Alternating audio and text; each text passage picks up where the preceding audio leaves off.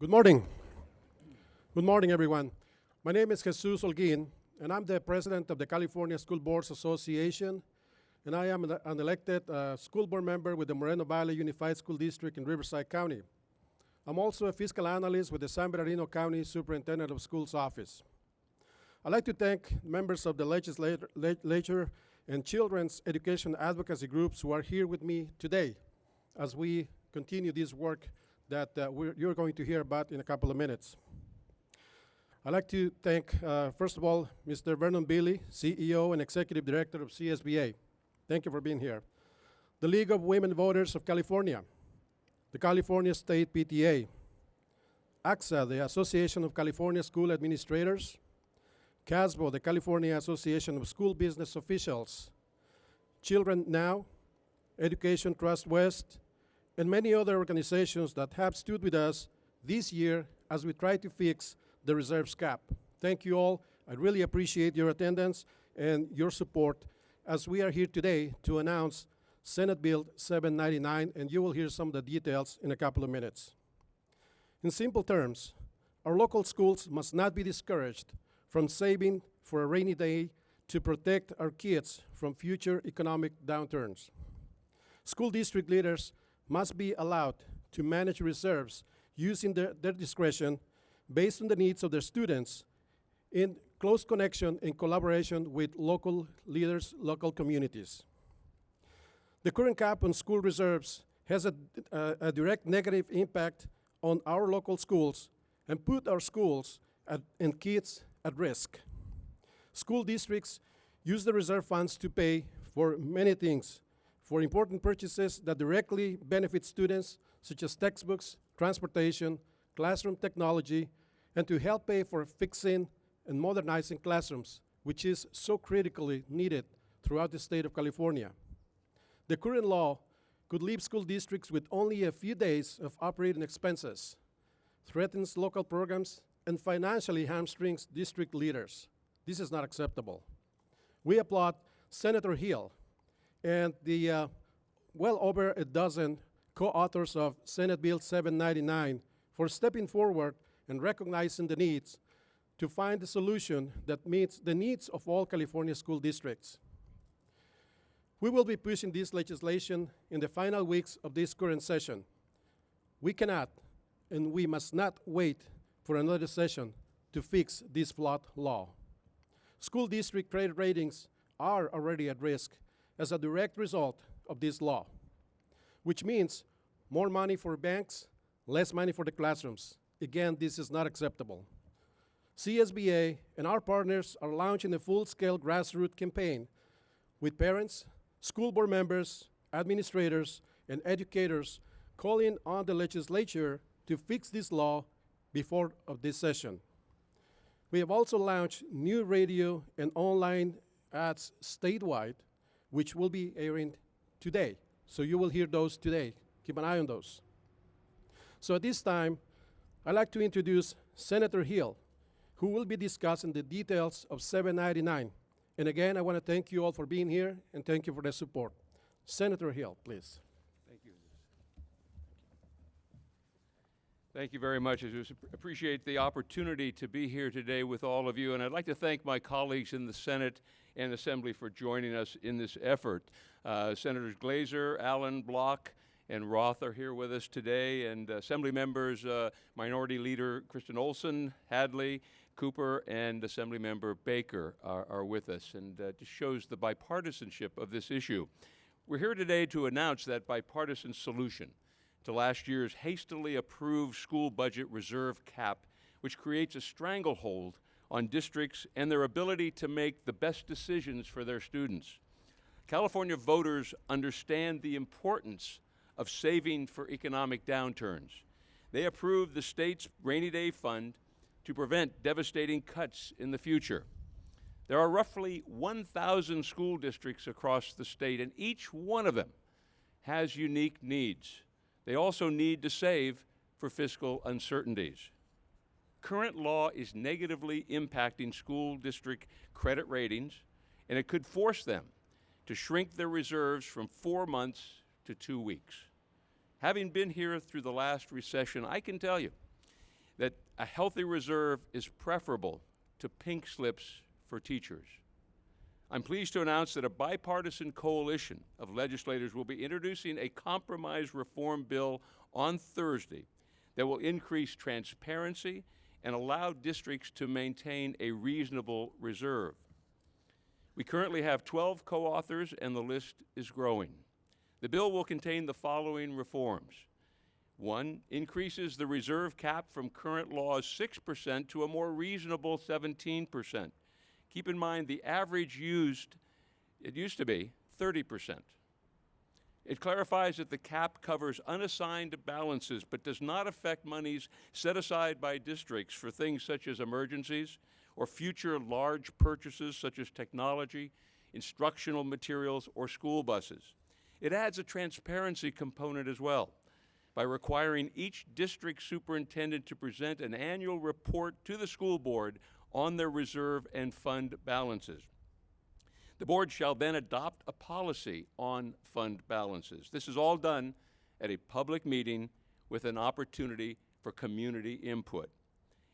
The bill also will exempt small school districts under 2,500 students and basic aid districts or community-funded districts from the budget reserve cap because of their unique cash flow needs. Now, when the governor presented his budget in January, he said that the school reserve cap issue should be addressed. The bill we'll be introducing later this week represents the compromise we could have had and could have achieved had there been an opportunity for compromise last year when the school reserve cap language appeared in a trailer bill. It accomplishes everything the teachers' union wanted, but in a more reasonable way, allowing for modest reserves, increased transparency, and public involvement at the local level. And now to show you the bipartisan support, I'd like to introduce the minority leader of the Assembly, Assemblymember Kristen Olson. Kristen? Thank you, Senator. I am so pleased to be here this morning as a co-author of SB 799 and as a supporter of this bipartisan solution. It's been a long time in the making, and I applaud all of those, particularly those members of the Education Coalition who have worked so hard to make today possible. It was 1 year ago today that Senator Fuller and I stood here with the Education Coalition and introduced our bill last year to do a full repeal on the cap of reserves. And then this year, Assembly members David Hadley and Catherine Baker introduced AB 1048 to repeal the cap on reserves. And we're so pleased that we've been able to lay the groundwork that over time landed in today's bipartisan solid solution. It's a bipartisan effort. As Jerry Hill mentioned, we have a wide array of co-authors, and we're really looking forward to moving this forward. As many of you know, we've been working as colleagues this year to move forward a package called Great Schools for California, because we believe that every child in every neighborhood deserves access to a top quality education. And so important to that effort is to have fiscally solvent, well-funded schools. And so today's bipartisan solution will allow school boards, will allow school districts to build up healthy and reasonable reserves so that they can take care of their classroom needs, so that they can take care of their capital needs, and make sure that our schools are equipped with the tools and the resources necessary to make sure that our students in California can access a top quality education. We have a lot more steps that we need to move forward in order to make that a reality for California's education system today. But this is a fantastic first step as it relates to dealing with the troubling cap on reserves that has caused great hardship already in many schools across California. It is important that we improve our credit bond ratings for our schools, number one, and it's also critically important that we're better prepared when the next economic downturn comes. Because if the full cap on reserves is in place, next time an economic downturn comes, we will see absolute devastation when it comes to having to lay off teachers, when it comes to having to take programs away from students, and we don't want to see that day come. And so I want to thank Senator Hill, I want to thank the Education Coalition, I want to thank members Baker, Hadley, Fuller, and all the others who've worked so hard to help this bipartisan solution come to fruition. It's a good negotiated bill, and we look forward to seeing it signed into law later this year. And with that, it is my honor to introduce Senator Steve Glazer. Thank you very much. I certainly join in thanking the Education Coalition and all those elected officials who have led on this issue that has brought us to today. I just have a couple brief remarks to make. First, getting the state's financial balance sheet in order has been an important goal of the governor and the legislature, and that leadership should be applauded.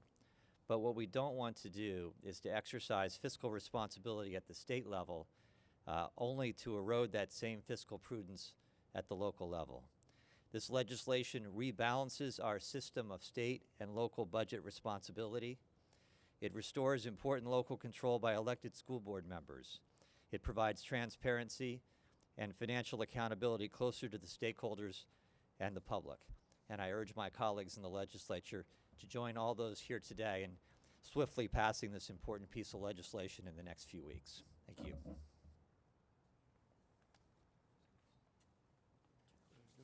I just wanted to introduce Senator Pavley, who's with us today as well. So, Senator Pavley, welcome.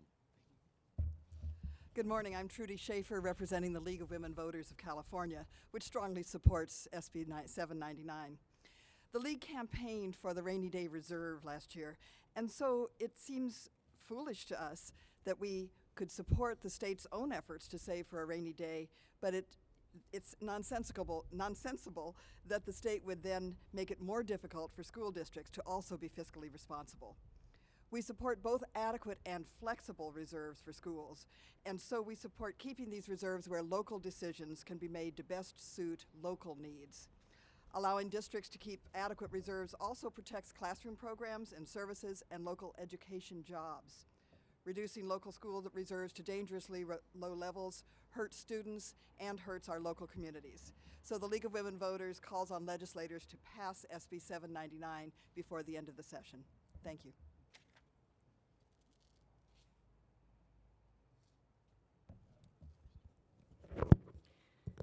Good morning. The California State PTA represents parent, teachers, students, and families throughout California. We are founded on the principle of parental and community involvement in local school issues. The local school reserve cap erodes the ability of local school boards to work with our communities and parents to make decisions that are best determined locally on behalf of students. It prescribes a one-size-fits-all approach out of Sacramento that ties local hands. SB 799 ensures that local budget decisions are transparent and encourages dialogue between communities, families, and locally elected board members. That's why the California State PTA strongly supports SB 799 and fixing the reserve cap. We call on legislators to pass this bill this session. Thank you. Thank you so much for all your comments and statements. Senate Bill 799 is the right solution at the right time. We must move this bill through the legislature before session adjourns in September and urge the Governor Brown to sign it into law. Thank you all for your support, and now we're here to answer any questions anybody may have. Thank you so much. Thank you.